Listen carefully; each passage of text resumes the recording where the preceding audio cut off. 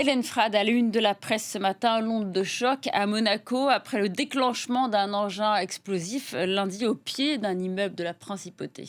Et d'après Nice Matin, Vadim Yermolayev, le sulfureux personnage, je cite, ciblé a priori par cette explosion, serait ce matin tiré d'affaire, mais sa compagne serait toujours, le pronostic vital de sa compagne, serait toujours engagé.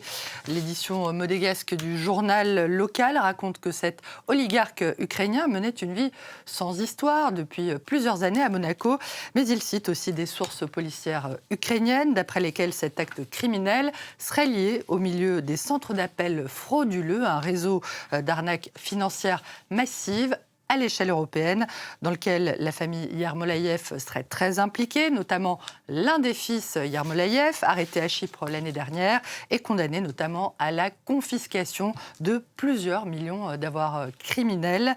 Ukrainskaya Pravda précise de son côté que Vadim Yermolayev figurait parmi les 100 personnes les plus riches d'Ukraine, selon le classement Forbes, et qu'il avait renoncé à sa nationalité ukrainienne pour obtenir un passeport chypriote. D'après le journal, l'oligarque était visé par des sanctions en Ukraine à cause de ses activités en Crimée occupée, et il rapporte aussi qu'il faisait partie du bataillon Monaco, le sobriquet donné à ces oligarques ukrainiens réfugiés aujourd'hui à Monaco et sur l'ensemble de la Côte d'Azur. Selon des sources interrogées par le Figaro, la piste privilégiée serait celle des services de renseignement ukrainiens, mais s'apparenterait davantage, cette piste criminelle, s'apparenterait davantage, je vais y arriver, à une mise en garde qu'à un homicide réel. Tentative d'homicide réel, pardon. L'Ukraine qui poursuit ses frappes contre les infrastructures de l'armée russe en Crimée. Ces attaques qui provoquent, on le sait, des pénuries de carburant dans la péninsule alimentent aussi les inquiétudes des organisations de défense des droits humains qui redoutent des représailles contre les civils. D'après RFI, nos confrères évoquent une recrudescence des arrestations arbitraires par l'administration russe ces dernières semaines.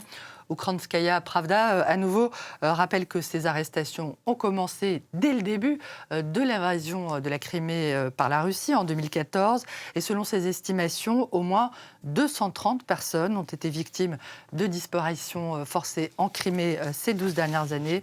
La réalité de l'occupation russe, c'est aussi à lire ce matin du côté des Échos, avec cette enquête sur les investissements chinois dans les territoires occupés par la Russie, Donetsk, Zaporijjia, Luhansk et Kherson.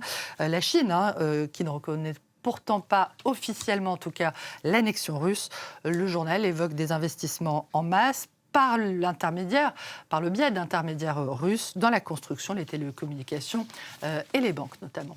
Et dans la presse, également les témoignages de victimes et de leurs proches, 6 mois après, jour pour jour, après le drame de Crans-Montana. 6 mois après l'incendie du bar Le Constellation, qui a fait, on le rappelle, 41 morts, 115 blessés, un lycéen brûlé, une mère de victime et le capitaine des pompiers déclarent dans Libération qu'il n'y aura aucun pardon et que même si le temps de l'enquête et de la justice va être long, très long, seul importe à leurs yeux que les enseignements de ce drame soient tirés et les responsables condamnés. Libération évoque une enquête internationale hors norme qui pourrait prendre effectivement plusieurs années avant d'établir notamment les responsabilités de Jacques et Jessica Moretti, poursuivis pour homicide par négligence, un chef d'inculpation qui pourrait être aggravé.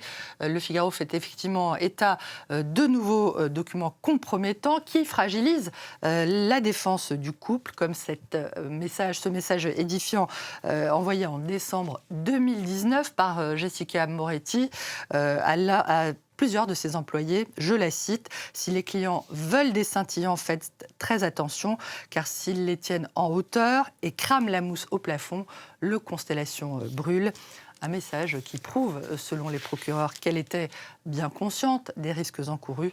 La gérante du bar, le Constellation, et son mari, qui tentent malgré tout de reprendre leurs activités et de rouvrir deux de leurs restaurants, d'après le Parisien aujourd'hui en France, une démarche jugée indécente par les victimes et leurs proches.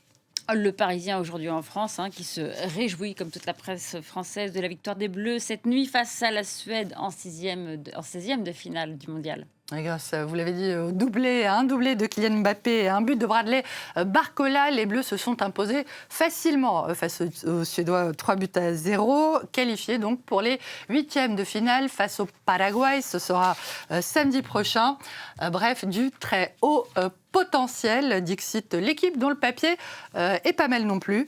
Heureux les enfants qui auront eu la permission d'1 heure du matin pour voir de leurs yeux la magie en action de Michael Olise, ses passes de soi, sa manière d'inventer des espaces au service des autres, du mouvement général de la beauté, mais aussi au service de Kylian Mbappé qui a retrouvé ses semelles devant, le Rambo du foot en somme.